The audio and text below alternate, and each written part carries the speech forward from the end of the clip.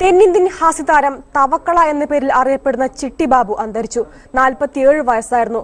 400ഓളം ചിത്രങ്ങളിൽ അഭിനയിച്ചിട്ടുണ്ട്. വനിതാ പോലീസ്, ഗാന്ധിനഗറിൽ ഉണ്ണിയാർച്ച എന്നിവയാണ് തവക്കള അഭിനയിച്ച മലയാള ചിത്രങ്ങൾ. വിശദാംശങ്ങളുമായി ബിനോയ് രാജൻ ചേരുന്നു. ബിനോയ്, മലയാളത്തിൽ ഉൾപ്പെടെ വീണ്ടും സജീവമാകാനിരിക്കുമ്പോഴാണ് അദ്ദേഹത്തിന്റെ വിയോഗം. എന്തായിരുന്നു മരണകാരണം? അനില, 2 ദിവസം മുമ്പാണ് പാലക്കാട് നിന്ന് അദ്ദേഹം ചെന്നൈയിലേക്ക് പോയത്. ചെന്നൈയിലെ വീട്ടിൽ ഇന്ന് പുലർച്ചെയാണ് ഹൃദയാഘാതത്തെ തുടർന്ന് മരണം സംഭവിച്ചിരിക്കുന്നത്. സിനിമാ പ്രവർത്തകർ തന്നെയാണ് അദ്ദേഹത്തിന്റെ മരണവിവരം പുറം ലോകത്തെ അറിയിച്ചതും. ഏറെ നാളായി മലയാളത്തിൽ അത്ര പരിചിതമില്ലെങ്കിൽ തന്നെയും പക്ഷേ മലയാളത്തിലെ എല്ലാ പ്രമുഖർക്കും സിനിമാ മേഖലയുമായി ഏറെ അടുപ്പമുണ്ടായിരുന്ന ഒരു വ്യക്തി കൂടിയാണ് തവക്കള എന്നറിയപ്പെടുന്ന ചിട്ടി ബാബു. അദ്ദേഹത്തിന്റെ യഥാർത്ഥ പേര് ബാബു ചിട്ടി ബാബു എന്ന പേരിലാണ് അറിയപ്പെടുന്നത്.